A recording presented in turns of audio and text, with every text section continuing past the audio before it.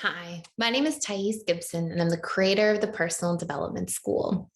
This is your daily breakthrough video. And in this video, I want to talk to you a little bit about common fearful avoidant expectations in relationships that can really put harm and stress on the relationship if you're not careful. And also this really important principle we're going to talk about in this video today about how to take those expectations and translate them into needs, because behind every expectation, there's a need. And then how to negotiate about those needs in healthy ways, because sometimes the need is rooted in an expectation, or sometimes I guess the expectation itself really is not necessarily realistic for what somebody can provide.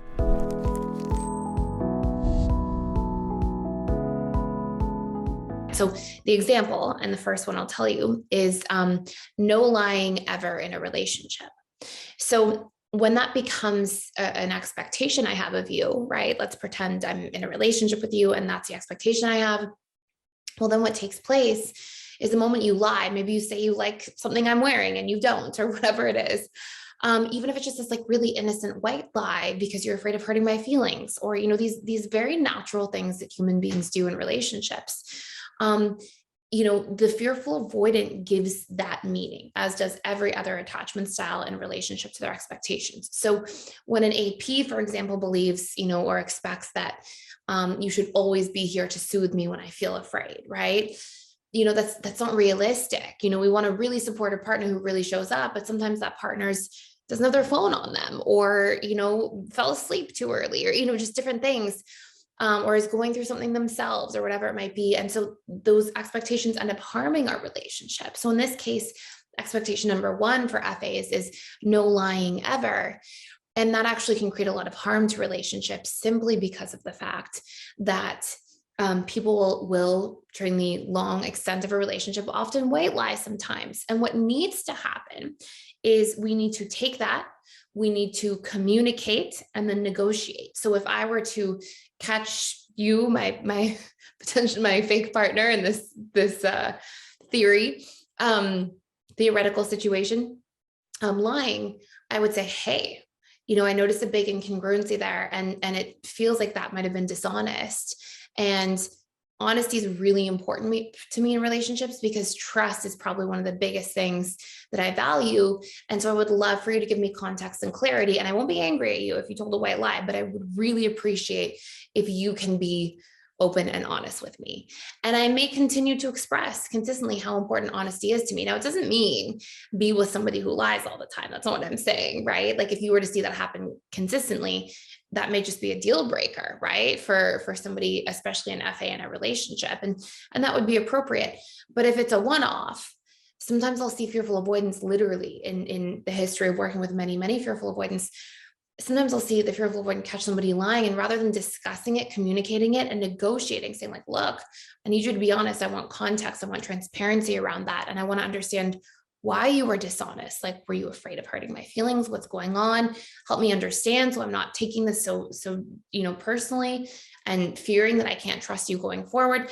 If we can't have those conversations, then instead, fearful avoidants can cut loose, right? They just leave a relationship. They see something you don't like, it feels unsafe, they go. And so this is one really clear example, hopefully, for when we need to communicate about something and negotiate, especially if it's a really healthy relationship overall. Like I'm specifically saying, if this is a really healthy relationship, it's a one-off, you've never really caught the person lying before, this is when we need to put the investment of time in and vulnerability in to communicate and negotiate to sort of move the needle going forward. So that's a big one. Number two, that their romantic partner should be as giving as they are. Now, sometimes we have other really giving people FAs are in relationships with, and sometimes we see that FAs are attracted to people who are a little less giving. But fearful avoidants tend to give a little bit from the perspective of contribution, and they also give a little bit from the perspective of trying to earn their worth so they can avoid abandonment. And it's a very common theme for fearful avoidance. And so what I'll often see out of that is the importance of being able to give from a place specifically of truth right? If I give to you, for example, $5 when I have $10 in my bank account and I don't know how I'm going to pay my rent the next month, right? Versus if I give from a place of having a lot of financial abundance and I give $5, I might feel like, wow, I'm happy I could contribute to that person. And that was very easy for me to do. And so when we give from a place of lack, we generate resentment. And when we give from a place of truth and abundance, an area that we are already abundant in, we generate connection. And so when you see this in this specific situation, like when you're giving from your emotional bandwidth that only has this much left and you haven't given to yourself, and then you're there for everybody else, eventually you're going to develop resentment. If you give from your emotional bandwidth where you're pouring into it all throughout the day, you've got healthy habits, you're receiving love and care from others as well, then you give from this place of, wow, it feels so good to give and to connect. So anyways, so the whole point being that when you have this idea that this expectation, like people should be as giving as I am, without me communicating, like we have to communicate and then negotiate. So if you don't feel like somebody's exchanging with you in a healthy way, communicate. State what you need to feel like you can receive what you're needing from them. Is it more emotional support? Is it to split bills going back and forth more often if you're going out for dates? Is it to like, what is it for you that you need, and communicate and then negotiate about it, right? Maybe you say, look, I need you to check in with me more, ask me how I'm doing, be more present with me, be more emotionally available with me. And hopefully the person says, okay, great, I can do that. What does that look like? Can you talk it out and you're clear? And then you see the person invest. Now, if somebody never does invest when you communicate and it's a huge thing for you, you don't have to stay in a relationship that's not working. But generally, I see the vast majority of these situations when we actually communicate and negotiate about our needs work out, way more than people would expect. But I think a big real issue is that people don't know how to communicate about these things. And so they expect them. And then we go like this, we punish our own selves with our own expectations. So we go, my partner should be as giving as I am. And then they're not. And then we go, I'm unloved. I'm not worthy. That's why.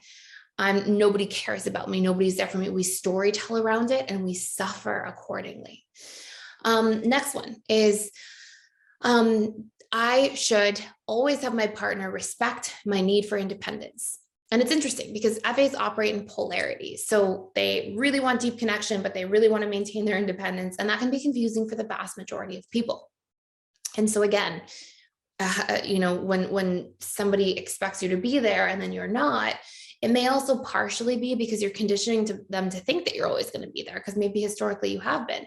And that's where we communicate and negotiate. We say, look, I know I've been here a lot. I know I've been really available, but I need my own time to recharge too sometimes. And I may, really need to take this weekend to myself. We communicate, we negotiate. Maybe the person says, the whole weekend's too long. Can I see you Sunday morning for brunch? Okay, cool. Right. So communicate, negotiate. My partner should always be able to read what's on my mind. Really common one for fearful avoidance because they tend to be really skilled at that themselves. By the way, before I tell you the last part of this here, if you want to check out, we have all these courses that are about each attachment style with each other. And we talk about needs and expectations and pain points and core wounds that will come up. And we talk about all these different potential challenges you'll run into throughout all these different stages of the relationship, and exactly what you need as each attachment style, FA with an AP, FA with a DA, DA with an AP. You can check them all out for free for 7 days using the link below. And we talk about exactly what to do, how to move through different challenges, how to show up differently. And that link also gives you access to all of our other courses for 7 days. It gives you access to 4 live calls I do every single week with our students. And it gives you access to our daily community events where you can connect with all these like-minded people who are working on themselves. So you can check that out at any time you want down below. And what I will continue on with saying is fearful avoidants tend to be so great at reading between the lines. Hypervigilance is their attachment strategy. And so they tend to, we all project from our perception, right? So they tend to sort of expect like, oh, well, I can sort of see what you're needing. Why can't you see mine? And that is such a painful thing for fearful avoidants to go through because they usually equate that to not being cared about or loved. And instead, what they need to practice in substitution there is vulnerability, openness, communication, and to show up according to that, because that is what creates healing in relationships long-term. So that is basically it for today. I hope this makes a lot of sense. Thank you so much for watching and for being here. Please like, share, and subscribe if you haven't already, and I will see you in the next video.